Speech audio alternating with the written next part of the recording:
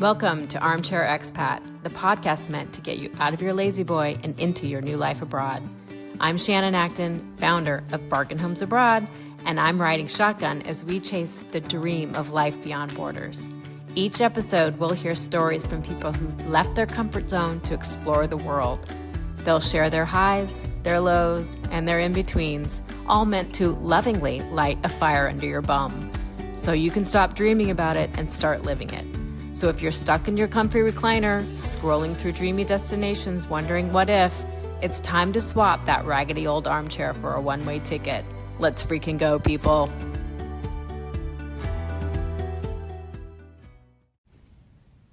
What happens when you follow a feeling and it leads you across the ocean?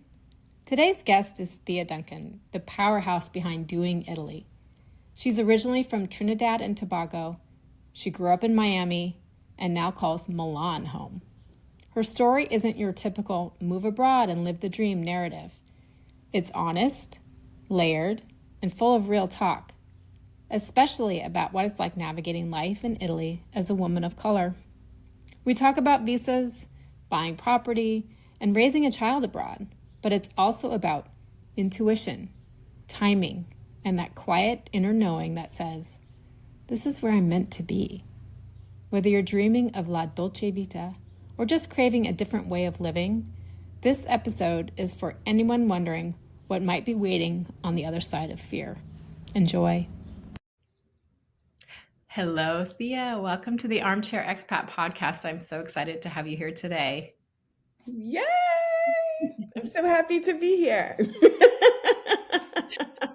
Tell me, first of all, let's introduce you to the audience, kind of a little bit of your background, where you're from, and then we'll get into your La Dolce Vita in Italy. Ooh, wow. Hello, everyone. Thank you all for being here. My name is Thea Duncan. I'm originally from the Caribbean, Trinidad and Tobago. Grew up in Miami, so still very tropical, very warm. Somehow I ended up in Italy, and I guess I'll go into that a little later. And now I'm in the very cold, pretty cold for Italy, for a Caribbean girl, Milan. And yeah, I kind of just ended up here by accident because I'm an Italian man. And while I'm not with that Italian man, I got another one. I did my love of Italy. It kind of like just slapped me over the face. I was like, I love it here. And ever since it was like, I'm coming back, I'm staying, and that's it. And so when was the first time you visited Italy, kind of for longer than just a vacation? Or did you visit for? So I want to say it was like 2002. 2002 was the first time I came to Italy, and I spent like 3 months with that boyfriend, right? Okay. And then I did a semester in Spain, and then I came back and I did a semester in L'Aquila in Abruzzo, which is about an hour outside of Rome. And I'd done Spain, I loved Spain, enjoyed Spain. But when I came to Italy and when I came to Abruzzo, I was like, this is my place. And so I was like, I have to figure out how to get back here. So I ended up going back to the States, getting my, like my undergrad degree. And then I got a scholarship from Rotary to do my master's degree here. So I came back in 2005 and I did my master's and, all that other stuff. So describe that feeling when you had that moment of, this is my place. Like, how did you know? Was it just an instinctual, intuitive feeling? Did you get a physical sensation? What was that like? I mean, it was so long ago. I mean, like 2002, 2003. I don't know what that feeling was like anymore. That said, I still have a very vivid memory of what life was like. So I was living in L'Aquila, which is a medium-sized town. I lived in the city center. And so I could walk. It was maybe like a 5-minute walk to the main piazza. And like 2 times a week, they had the market. And I love food. I mean, my mom would tease me, still teases me, that whenever I'm in the States, like I have the Food Network on, I was hosting dinner parties like in my teens and stuff like that. So it kind of made sense that being able to access really, really great quality food that even back then was a fraction of the price that we were paying in the States. I can't believe I even remembered that, but I guess I did notice. I think that I love that. And then the other thing I really loved was La Passeggiata. So, especially in the smaller towns, like now I'm in Milan and they don't do it quite in the same way. But there was literally like a period in time in the late afternoon where people would just walk up and down the main street. And it was like maybe you have a gelato, or maybe you're just chit chatting with the person next to you, and you'll see people that you know. And so you kind of stop and you say hi, and you're just walking and talking. And I think that was like the best thing ever. I was like, it was definitely like the lifestyle. And I was in Santiago de Compostela in Spain, so just a very different Spain. It's not like Barcelona or, where's the other place I really liked in Spain down south? Doesn't matter, right? So it's like a different vibe. So maybe that's what it is too. Mhm. But I was just like, I love it here. I joke in a past life I'm from here, but I have no recollection of that life. You know what? I full on believe in that, especially when you feel like this connection with a place that you cannot explain. Yes. I think there are definitely places in this world that we are drawn to for inexplicable reasons, and I think Right. there's definitely a reason for it. I have a girlfriend and she's a Black American woman and her middle name is Carmela, right? Which is kind of random in itself. And for like years, we were writing back and forth, and she's like, I'm going to move to Italy. And I helped her along the way. And when she got to Naples, and I was like, Naples, because Naples is a place that you're either going to hate or you're going to love it, right? And she got to Naples, and everyone was like, Carmela's the patron saint of Naples. Feels So we were like, girl, in a past life. right. There's something to that. There's something going on there. Yeah, definitely.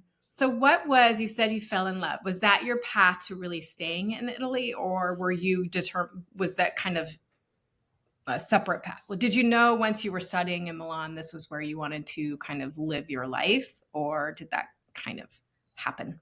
So when I was doing the exchange program, in La Huila, that's when I knew this is where I wanted to be. Right. And so I ended up, I mean, when the exchange, like the 5 months of the program was done, I spent the summer. I had so much fun over the summer. And then I went back to the States and finished my undergrad. But from there, I knew I just need to figure out a way to get back. It Yeah. was just the how that I didn't know how that was going to manifest, Yeah. right? Yeah. And so I think because I was so determined to get back, and, like, I guess my brain was looking for a path for that. I remember at like my university, there was a sign about, I think, like the Rotary Scholarship. And I saw the sign and I was like, oh, that's what I'm going to do. And so I applied for that. And, even that, it was destiny, because when the Rotary Scholarship to Study Abroad, you say, I want to live in like 5 places, but they pick which of the 5 they're going to send you to. Really? My top choice was Italy. So gladly they sent me here. I mean, it was like $25,000 to study abroad, which of course Yeah. was very helpful. And yeah, and so I ended up coming to Milan, and I did like a few months in Florence before that, studying Italian, and that's that. Like, I studied abroad here. I was like, I know this is where I want to be, and it was just figuring out how to make that happen past the exchange student, Mhm. part Yeah, of I the love that you literally followed the signs, right? yeah, Not yeah, like a yeah, metaphorical thing. You saw a sign to the Rotary and you followed that. Do you yeah. use your intuition a lot in your kind of life decisions? I do now. Yeah. So I think I've always been very intuitive. I just didn't know it. And in some cases, I was probably a little afraid of it. Mhm. Life tells us not to follow our intuition. Life tells us, society tells us, our modern, like Western society tells us that. And actually, I want to say in the last 5 years, like I can say COVID, I can say that word. I had like a very intuitive hit around that. I can say it. Like I was leaving the house on my way to the States, and I was walking out of the house, and I had a thought, like I was like about to hold on to the door handle to walk out of my house. And I had a thought come into my head, and it said, pack a bigger bag. And I was like, what? I was supposed to be back in Italy in like 3, 4 days. So I'm like, pack a bigger bag, you know? So I was like, and it was so strange that I remembered it. Yeah. And like COVID had like just started like talking about it, but nobody really knew. And so I remember I was at the airport flying to the States, and I think my husband sent me a message saying that Armani had like canceled his fashion show because it was in the middle of fashion week, right? And like the next few days, like he was like, oh, our son's daycare closed, you know? And so all this stuff started happening. I ended up staying like 2 months in the United States instead of the 3 days, the 4 days that I was expecting on. And so I was like, oh my gosh. And so I kind of started following those intuitive hits now and recognizing when it's speaking to me. That's actually how I ended up starting doing Italy in the form that I am now. I like to say, because in the midst of COVID, like we were okay financially. I like to say I'm a Caribbean Capricorn, so like I'm organized, but also like, woo, you know?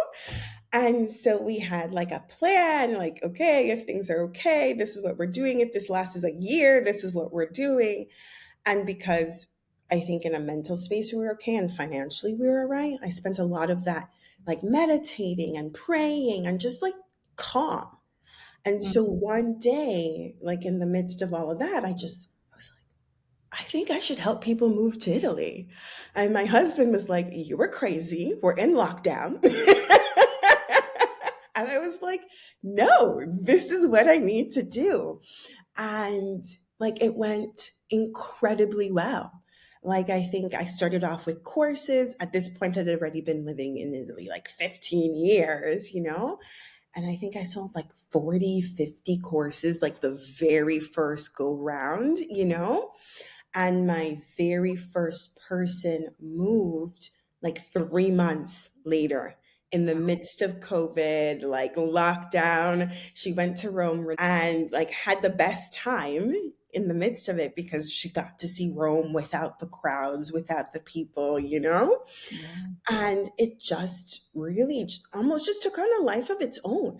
And then from there, I started doing the property kind of in the same way. I had an intuitive hit that said, if I can help people buy property, I should. It was like, if I, God, give you an idea to help people, you should do it.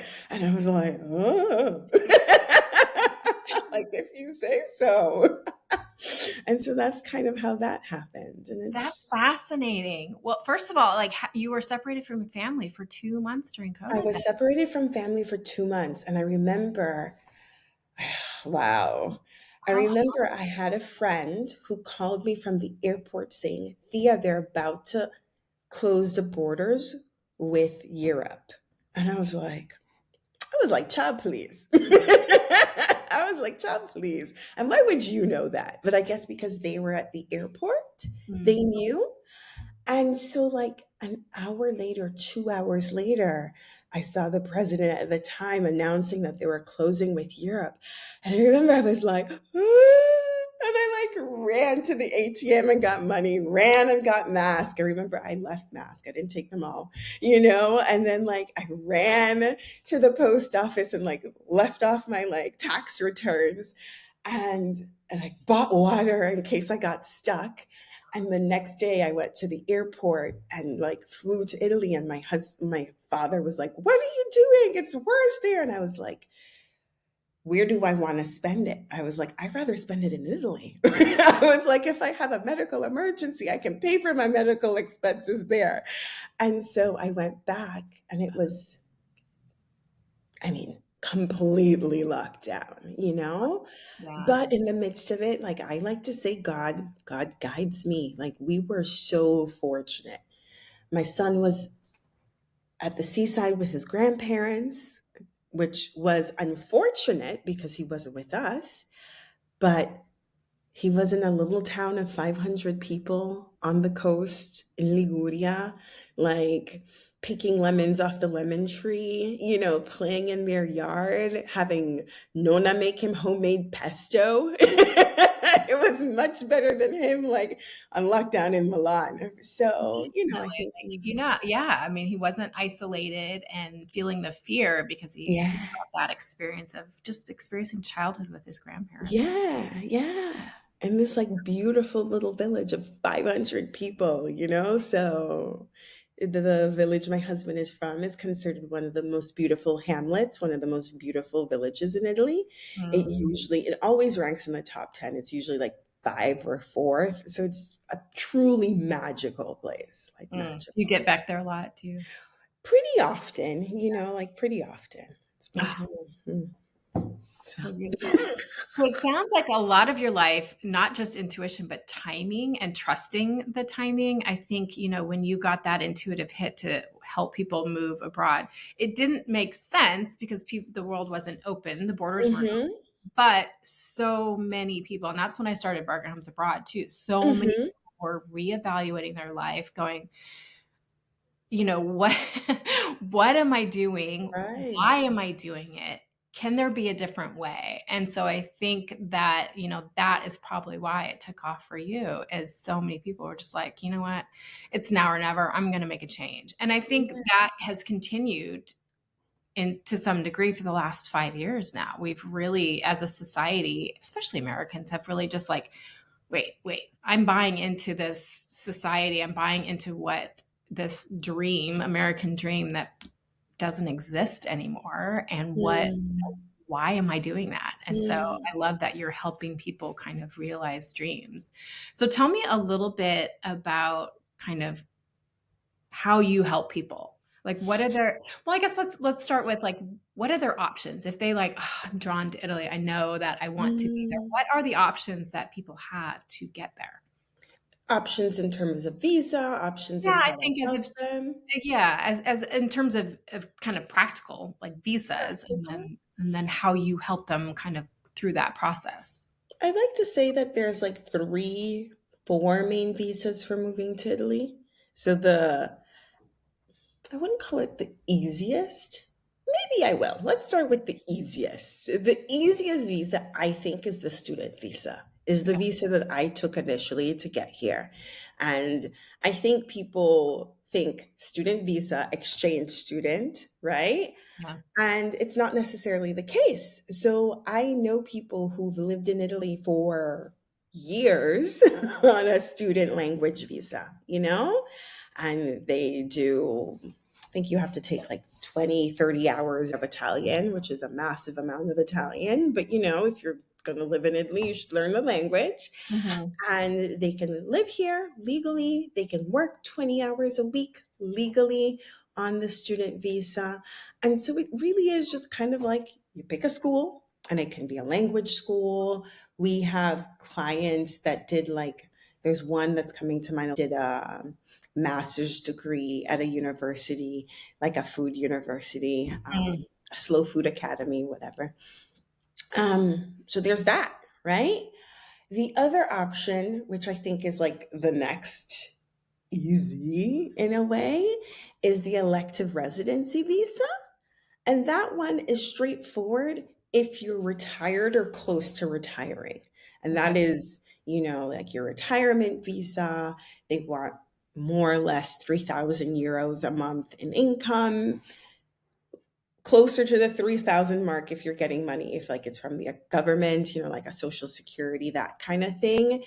If you have passive income that's not super reliable, then they're Mm. going to want a lot more than that. Like if you have rental incomes, that kind of thing. So I have a friend in her 40s. She may be in her 50s now, and she came on the elective residency visa, but because she owns several rental properties in like the Chicago area, and so it's passive. She's not physically working, and Right. they gave her the visa for that. But the income, if you're doing it not like retiree, Social Security, pension, whatever it is a lot higher. Keep Okay. that in mind, guys. Yeah. Yeah.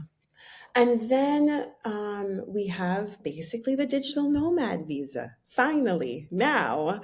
And the digital, yeah, it was like me doing a happy dance around the house, husband, you're crazy, but you know, and the digital nomad visa is for people who can work remotely. Um, Basically, it's that you work remotely, whether it's for yourself or whether it's, for another company. The income requirements for that isn't so high. It's more to show that you've been doing it for at least 6 months, and then you have to show that you have like a highly specialized, high level of education. So you either have to have a bachelor degree or better, Okay. or 3 to 5 years of experience in your field, 3 years if it's like IT, and then 5 years for everything else, pretty much. Okay.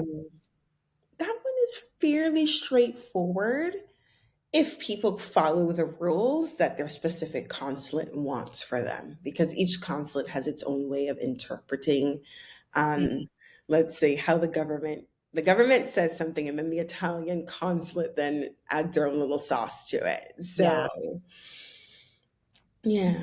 What is the process of obtaining a visa? Is it you get it in your consulate in the United States prior to Yeah. moving? What are the Yeah. requirements to have kind of gathered before that? Yeah, so first, most people will need a visa. So unless you already have Italian citizenship through descent, or like EU citizens, so we have like clients that got their Irish citizenship to move to Italy, that kind of stuff. If you don't have citizenship in an EU country, you will need a visa. Like I know some countries will let you go on vacation and then apply for the visa once you're there. Italy is not one of those countries. Right. So you do that in the consulate in your jurisdiction for where it is you live.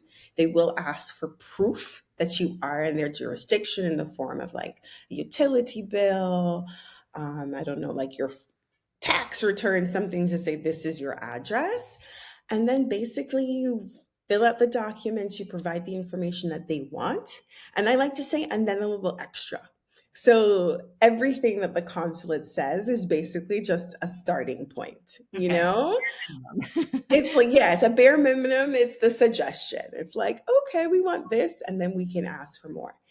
I like to say, pray for the best. I don't even like to say expect the worst, because, we're going with the positive vibes and manifesting good things into our life, but know that they may ask for other things. So for like my students, my clients, I always say, okay, this is what your consulate wants.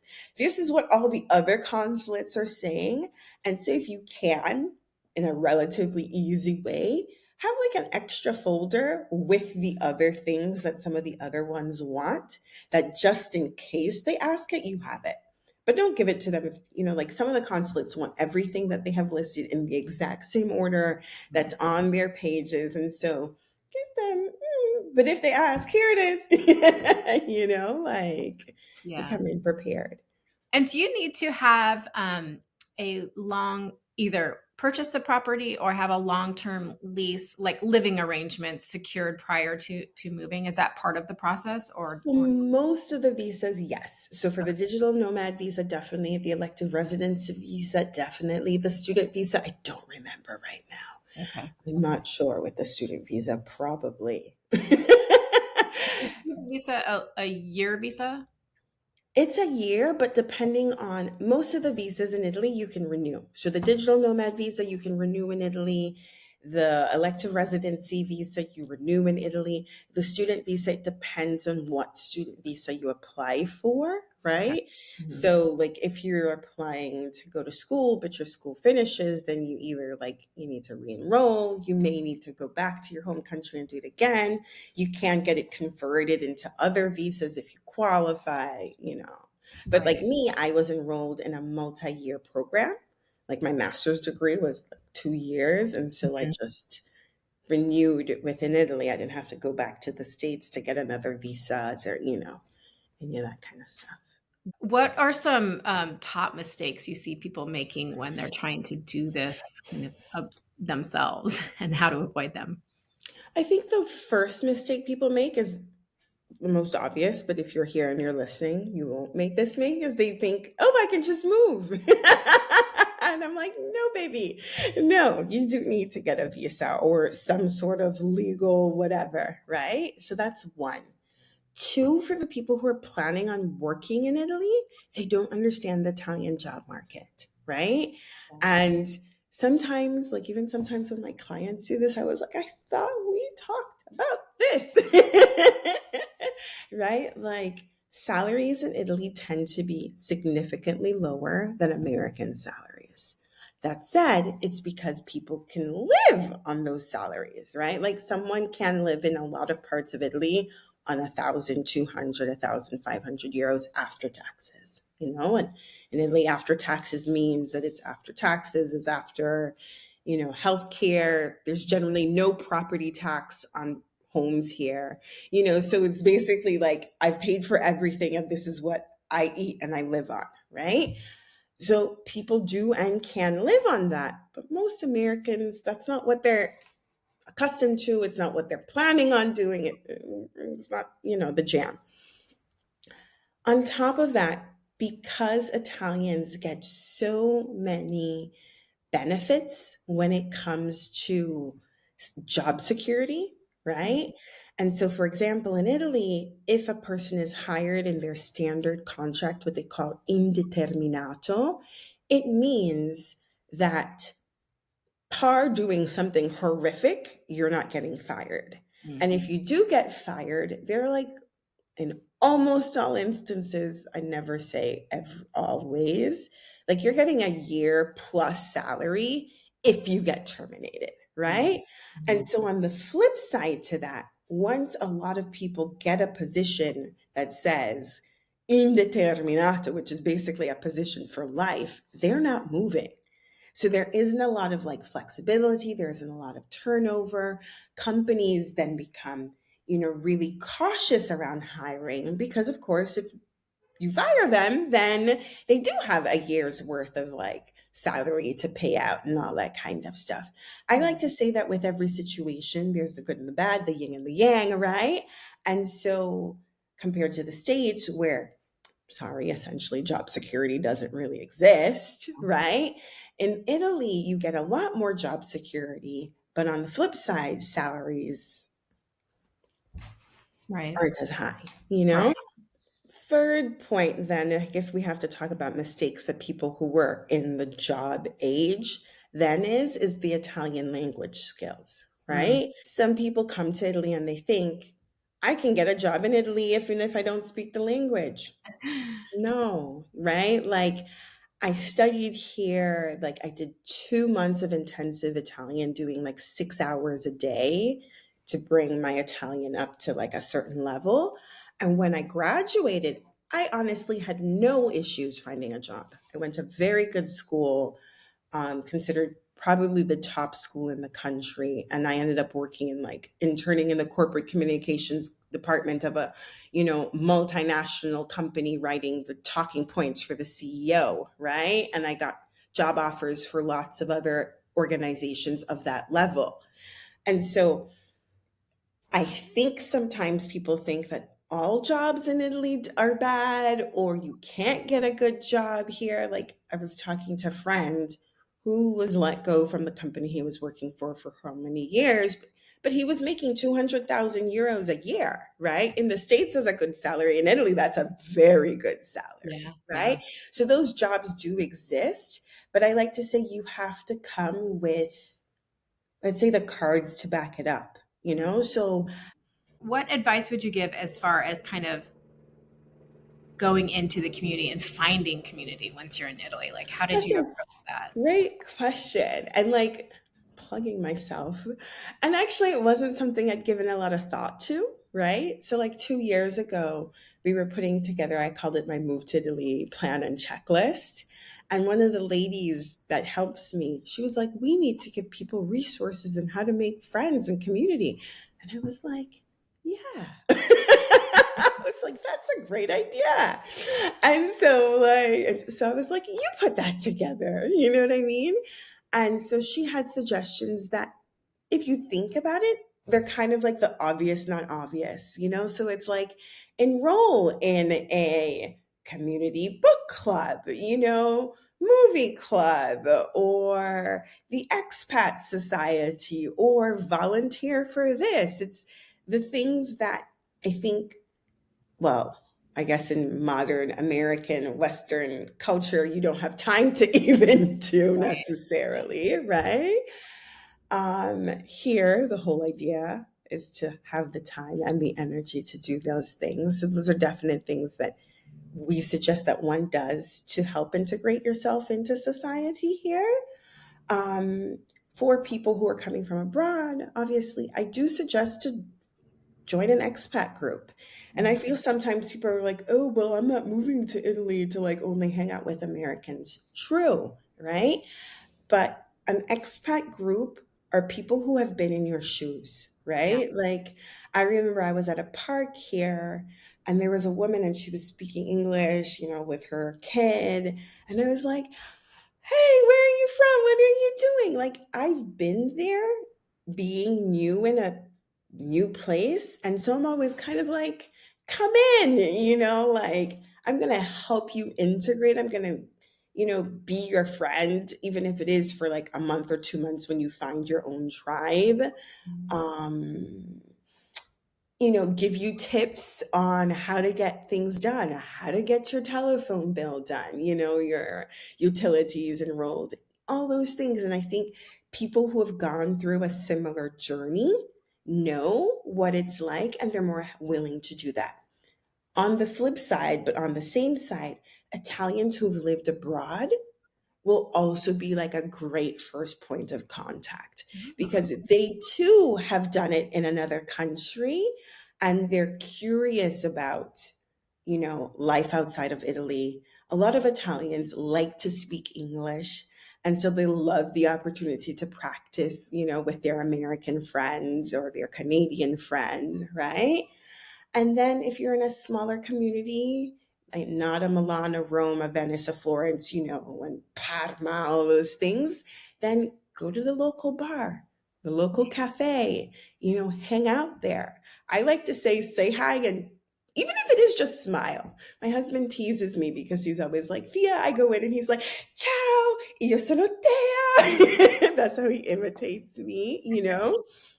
But I think coming with like a positive, optimistic, welcoming outlook makes it easy for people to exchange that. And Mhm. so if you are in a smaller place and maybe there is no expat community, it's totally fine, different folks for different, different strokes for different folks.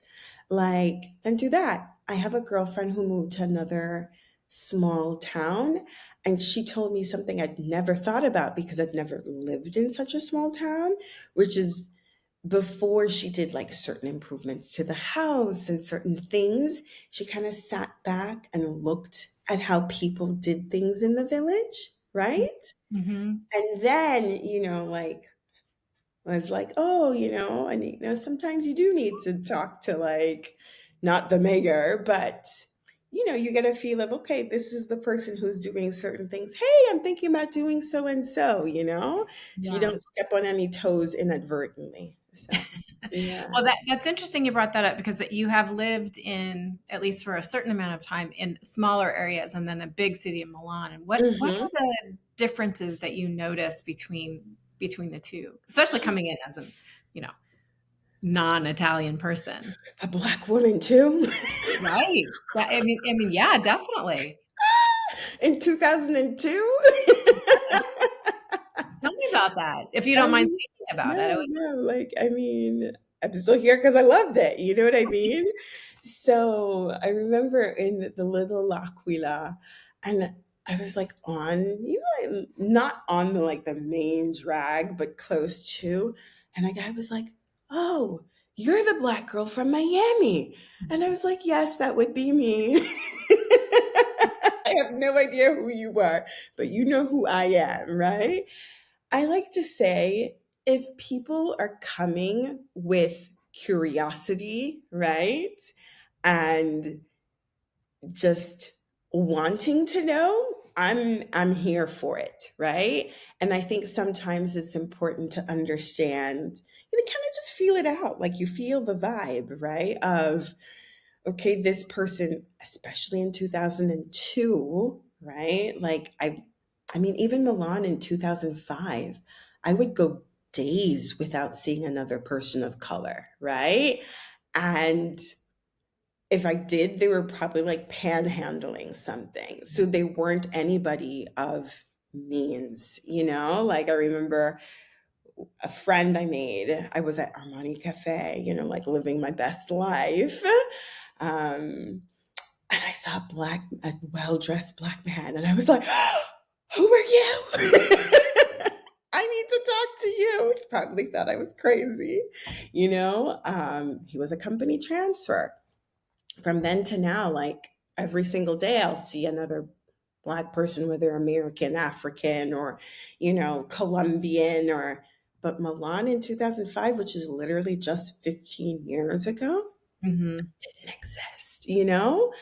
Um, I like to say Italians are curious, generally speaking. Generally, exceptions to the rule exist. And but I think this probably applies to most of the world. I think most of the world, not everywhere. If you go with a good, honest, open approach, that will be reciprocated. Mhm. Like I went to Poland in like 1999. That's another story, like people were like, What has it been like raising a child in Italy? I mean, Italy, it's probably hard to compare since you weren't a parent in the US, but you grew exactly. up in the US. Yeah. Um, how has that been? Yeah, how has that been? It's been abundantly fabulous. Mm, It's been fabulous, right?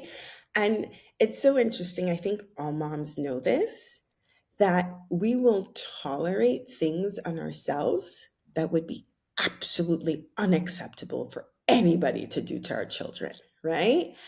And so while I love Italy, to say that racism doesn't exist, that I haven't had to deal with ignorance would be a lie.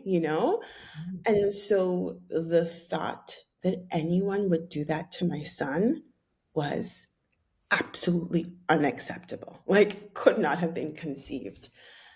I know the United States has its issues, right? So sometimes I'm like, so what would I have done? I don't know. Not sure. Maybe I would have moved to Nigeria or something. I don't know. But it's been abundantly positive. It's like literally, I think my son, a very partial mother, has an incredible personality as well. He has a very like open, welcoming, like smiley personality too. Um, there's a little wine bar, coffee shop near my house, and it's one of the things you love about Italy. So like we'll pass by and he'll be on his like little scooter on his bicycle, and I always wave, and so he waves, and they always wave, like especially when he was younger, he'd like in Italy you have like fruit stands on the side of the street, and it's one of the things I love about this country is that they are so, like I said, the food part for me, right? yeah. And so Italians are cautious and careful about food in general, but for kids, it's like next level. Mm. So I would go to the supermarket and to the deli section, and they'd be like, Signora, only get this prosciutto because this is the prosciutto that doesn't have any preservatives, right? For the Mm. bambino. Or while I was pregnant, there's like a separate line for pregnant women and for the disabled or the elderly. And sometimes the line wouldn't be open. And the ladies at the cashier, they knew me and they were like, Thea, if you were here, I don't care if the line isn't open, you come to my cashier and you skip everybody. You do not wait in the line, right? Or we went on vacation after having my son, which I think is another incredible thing. I mean, like, and the whole like breastfeeding thing, nobody cares if you need to unbutton, or the following year, because we went to like the same hotel 3 years in a row, very Italian. And I remember I was like weaning Lorenzo, and I was like, how are we going to do this? And my husband was like, will you send them like the pediatrician's guidelines? I sent my pediatrician's guidelines and it was like, make broth from scratch. And they made his baby food from scratch.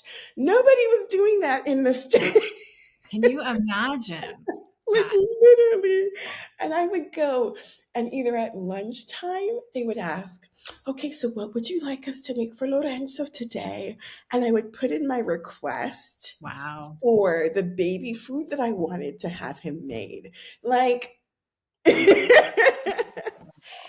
are so, like we went to the States last year. And I remember like we had just arrived, like just gotten off the plane.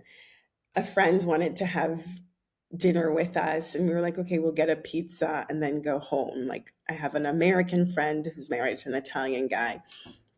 And so we get into the restaurant before my friends, and we were like, okay, so can we have the pizza while we wait? And the guy's like looking at us like, your party isn't here. Why are you bothering me? In Italy, when a mother walks into a restaurant, they're like, ma'am, what can we do? What can we bring for your son? They'll have you order in advance. And this is from the pizzeria to like the Michelin starred restaurant. It's like Mm. the whole gamut. They're so accommodating, right? I'll go out and I'll have like an aperitivo at certain places because you still have to be mindful of not like having five kids. Like if sometimes the moms and I, and it's like five boys, especially at their age now, and us, we're not going to the fancy shishi place. We're going to the place that has like a park nearby that they can run around. But we can. Like my son will go, Mama, possiamo fare l'aperitivo, right? And so he'll get juice and like nuts and chips, and the moms will have a glass of wine and Yeah, from what my friends in the States are telling me, they're not momming like that. They're definitely not not. momming like that. Did your son make any observations when you did go back and visit the United States that were kind of eye-opening, since he's, like immersed in Italian culture and that is his life? Did you notice anything when you guys were visiting the United States that were He kind was of like, Mom, he was like, I don't like this pizza. So, so there's this one place I won't say the name, but it's and he was like, their pizza is not good, mommy. So that was for sure.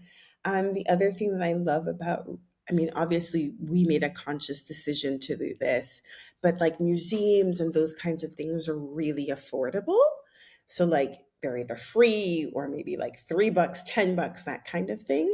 yeah. So we've been taking him to museums and doing all of those things as well, which in the States was so much more expensive even for a child of his age. But yeah, I think that was just the main thing. Like maybe just the food. Because our lives do revolve around Yeah, food. the food, especially in our household. I love it. Let's Especially in talk our a house. little bit on, you mentioned earlier that you also provide services and help people buy homes abroad. And Yeah, obviously, I have an obsession, especially with right. homes in Italy and finding and hunting down all those beautiful homes. But what you already kind of went into why you started it, but Hmm.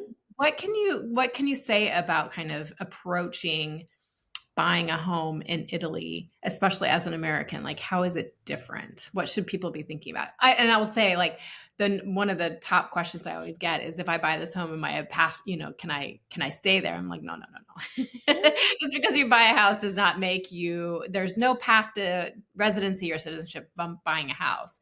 But there are a Exactly. lot of differences in the buying process. Would you Yeah. mind touching on those? So there are a lot of differences. And I think people think so because, for example, Portugal used to have that path, Yeah. right? And so, understandably, you hear another country do it. You think, oh, I can do it too in Italy. It's not the case for Italy, right? And I think Portugal got rid of it or is get rid of it soon, so Spain as well. it's, like, so this was something I actually, like sometimes you kind of know things, but then you're like, oh, I just kind of sunk in. Hmm. So I asked my husband, I was like, so how much does it cost to sell a house in Italy? And he was like, basically nothing. Which is like, I was like, oh my gosh. So it's basically you just swap it, right? So Um, in Italy, the person who's buying the house pays notaio, which is basically the person who does the transfer of the deed, right? I understand the thought process because the thought process is the deed transfer is the most important thing in the home buying process. And the person who's buying the house gets to decide who's going to look to see if the owner actually has the deed and all that kind of stuff, right? So in Italy, the person who's buying finds that person and then in turns pays for it, right? right. So that's like one of the differences. Two, the real estate agent, because I think in North America, Canada, not Canada, let's say America, up until recently, because I know that's changed, it was the seller who would then pay for the real estate agents, correct?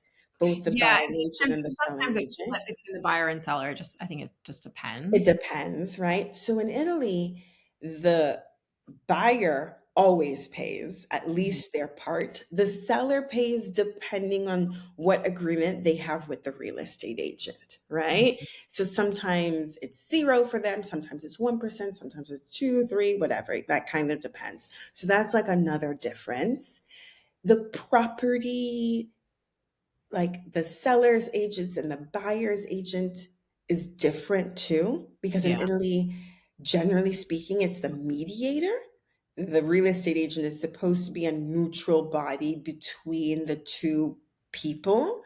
And so most Italians don't have someone representing them in the home buying process. And you basically, as an Italian, spend massive amounts of time searching the internet until you find something that makes sense for you and your budget and your lifestyle and all that kind of stuff. Um, because there's no MLS, right? And Yeah. with there being no MLS, there's a lot less transparency in the process. So in the States, you can go online and you can see this home was sold at, this amount in this year, and then the years pass and right? And the Yeah. house homing trends and and it's like, ah, and in Italy, you're like, hmm. It's kind of like, let's see, and so with that let's see question mark, what ends up happening is, what is the right market value for this home? There's a question mark Yeah. because sometimes the owner just has some random price that they think the house is worth because they spent that much on renovations that they think is really nice, but we think is horrible, Yeah. and it doesn't really match what the market is saying, or from what I understand, in the States, it is this way and it is this way depending on the market. In Italy, you can't sell a home if it isn't completely up to code, Mm. right? Right. But historically, if the house has been in my family for 20, 30, 50, 100, 200, 500 years, right? Because that happens. We Yeah. were looking at buying a house that was like 600 years old. You know what I mean? Um, People make additions that weren't necessarily legal. And so that has to be all sorted out before you go to closing. Sometimes, though, the changes that they've made cannot be sorted out. And so Mm. home basically is not sellable. They recently passed like a condono, which is occasionally the government will say, I'll forgive you. I'll close a blind eye to all the things you did that you weren't supposed to do in exchange for a certain amount of money, Mm. right? And you can kind of like fix the stuff that shouldn't have happened. But in Italy, it happens quite frequently. So that's definitely something to look out for and I guess different. In that case, does the any changes, does that fall on the owner or the buyer? In fact, like this was another, like interesting conversation I had recently. This was with an Italian man who was a real estate agent in the States, and we were talking about a property. And technically, the owner has to sign something saying that my house has no illegal blah, blah, blah, blah, blah. It's all up to code. And what the person said was like, an Italian knows that that basically means nothing, Mm. right? Yes, they are technically making themselves liable, legal, whatever it is for, let's say declaring the statement, but if they're lying, right, you're the one with the house that you can't sell now. And Ah. the legal system to fix it, to get the money from that person, or, is such a hassle. So Mm. I like to say with Italy, you want to check, double check, triple check before you get into a situation. Like it's definitely something where, and like an ounce is better of prevention is better than like 3 pounds a cure, not a pound, like Yeah. you want to do that. So how do you help people through the process, kind of? Well, I've been working with, I did the real estate agent course here in Italy because I really wanted to know the process. Like I was like, I knew it, but I didn't know it. And Yeah. so I did the course. I may just get my license very soon. We'll see. My husband's like, do it. And I was like, because I know I'll be studying for like a month. Definitely, I've heard it's a much more thorough process and kind of rigorous process than. I mean, it was 220 hours for the class, Mhm. right? And I've been doing like the quizzes online. They're not superficial in any way, shape, or form, right? Um, but I kind of like the role that I have right now. But my husband's like, do it, and you have it in your pocket if you ever decide to do this, right? Mhm. But one of the girls I did the class with, I absolutely adore. Like, I love her. Italian, but she lived in London for a while. So she has a very like Anglo-Saxon approach to things, So like she does these reports. So like she'll search for the properties if the client wants her to. If not, they can search and she can just do like the booking, the checking, the kind of stuff, right? And she'll do a report with like the house and the pictures, and there's an Excel file with like the images if she's gone to see the house and a video, and she's like, I contacted this person on this date, and she's very honest. And then we have, I guess, kind of like the full package now. So if you need a mortgage, we can get you a mortgage. If you need a real estate attorney, we have someone that we love. If you need a notario, we will find you a notario in the area that you're looking for. Even if you just need like another eye, like, so we have a client right now, and it started out that she had found a house ready to put in an offer on the property, and she sent us the paperwork to look at the cadastral documents for the home, Mhm. and there Mhm. was just, I was like, who is this person? There was a person on the cadastral documents of the home, and the real estate agent would not tell us who it was. I'm like, I was like, who is this person? Because we knew it was like the wife. And then, it'll say that the husband is deceased. And then, like, the daughters had like a quarter claim to the home. And then there was this random person with this land rights. And I remember I was like, Maria Elena, first of all, what does this mean? And asked, I must have asked like five different ways to the real estate agent, and she would just not say. In Italian, you say like girare la frittata, like flipping the egg, you know?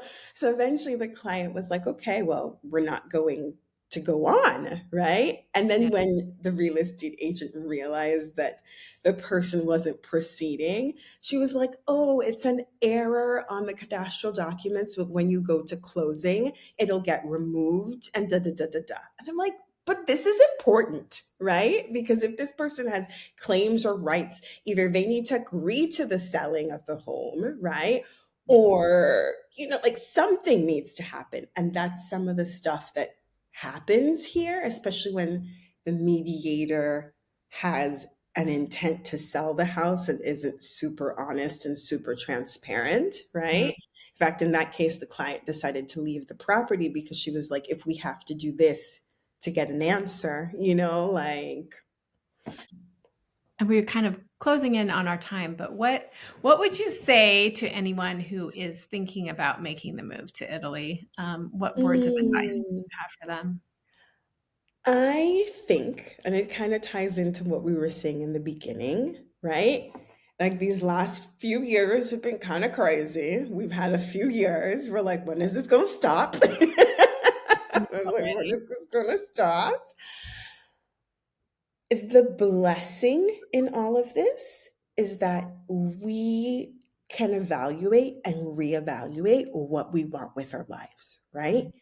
And Mhm. I realize that that is hard. Like, in a way, I'm living my best Italian life, but there's so many other things that I want to do, that I can do, that I hope to do. And sometimes those things feel scary. They do, And so I recognize the fear that comes up for some people. When I moved, I wasn't afraid, but I was basically at the beginning stages of my life, right? And sometimes when people have a life established already, it can be, I know this. So what's for me on this other side, right? The blessing of difficult moments, and I think it is a blessing in disguise, is that it's the push, you know, the thing that we need, the kind of like the medicine to make us do what our heart actually wants. Mm. And so, if this is something that you know deep down inside that your heart needs and wants, because I think that is how it is for most of us, like Italy kind of is that for me. Um, then take the next step. And I don't say you have to take like the whole step. I'm not saying to pack up your bags tomorrow and move, like I do free webinars. Come on the free webinar and, like learn something more, right? Yeah, I'm going to say take my course. It's 300, 400, 500, depending on what it is you're buying, right? But it'll give you a little bit more information and knowledge so you can evaluate if this is good for me. Is this what I want, right? And I also think God, the universe, whatever it is you want to call it, when we take action, he, she, it, they does give us the next step. Like it really like, okay, like I did this and I did that, and then something else happens, and then something else happens. And so while things can feel scary, because I mean, like, feels scary for me. And sometimes I feel like the world kicks me in the butt. It was like, you're still not listening, Thea. Come on. It's ideal not to get to that point because when the world kicks you in the butt, it's not nice, No, no. Um, but if it is, and you're afraid, just do the next thing, Mm. and there are like, like Tim Ferriss, I think that's who it is. He has his book, like the 4 Hour Work Week. Yep, And yep. I loved in the book because so often people are like, jump even if you're not afraid. I am not a jump if you're afraid person. Like, and I love the fact that he says, you have a fear, write it down and figure out how you can mitigate that fear. You want to move to Italy and you don't have a job, find a remote job. If you Yeah. can't find a remote job, start your own side hustle that will get you 3,000 net a month because that's all you really need to live comfortably in Italy and keep going from there. Our fears sometimes there's just keys to say, I need to put this in place. Some Mm. people aren't afraid. Some people know this is what they're doing. Me back then was like, this is what I'm doing, and then just do it, you know? But like, if you're on the other side, like, just take little steps. And I think you know, like you can see my hand, Yep. it flows, like it'll come. Yeah, it does. And I think that's such a great way to end. I think, when you have that fear, I like to do kind of the worst case scenario Mm, kind of exercise where write it down, like get those fears out and then look at them and examine them and go, is that really true? And even if mm, that does happen, if my worst fears come to life, I can handle it. It's right. not, it's, like everything is, you can handle it. It's, Yeah. and odds are it's not going to happen. And you can look at it a lot of time and go, that's what I'm afraid of. Oh, that's just silly. That's And you can laugh at yourself, silly. learn that It's lesson. silly. And then life is so precious. Life Yeah. is so precious. And I was listening to a book recently. It's like called Sacred Contracts or something like that. I forget the author. And she like this is full-fledged woo-woo, but I think your audience is full-fledged woo-woo, I'm here for right? it. And she was saying, like, she was talking about like archetypes, and she says what she calls the prostitute archetype, right? And she says it's one of the archetypes that we all have is when basically we sell ourselves for money. Mhm. And it is so easy to get stuck into something because it meets the minimum, right? Or even a good enough. And sometimes the better is just on the other side of that. It's almost like, am I really going to get to 70, 80 years old and look back on my life and say, I didn't do all of these things because of fear or because I was going to make 5 grand more a month? Because Yeah. it's not the 5 grand or the 10 grand or even the 20 grand a month that's actually going to give you happiness and satisfaction and fulfillment and all those other things. And I think it's like, it's almost a thought that we have to come back to, right? Yep. Because it's easy to get caught up in the life and world and and it's we have to come back to what is going to make this fulfilling for me, what is going to make me happier, what is going to help me have a positive impact on the world. And I think Mhm. when we answer those questions we can then get to a point that when we get to 80 and say, I did what I was supposed to do here, Yeah. and I'm happy. And I Yep. think that's the ultimate goal. Yeah. To have And a I have no regrets, right? You don't sit on Right, your deathbed with regrets. right, Yeah. and so, like, mm. Mm, so good. So good. Where can everybody find you? Where can they connect with you, Thea? Oh my gosh, I'm doing Italy on basically everything, so it's doingitaly.com on the website, I'm doing Italy on Instagram, basically doing Italy and Thea, you will find me, so It's been such a pleasure talking to you, and it's just been magical. Thank you. thank you.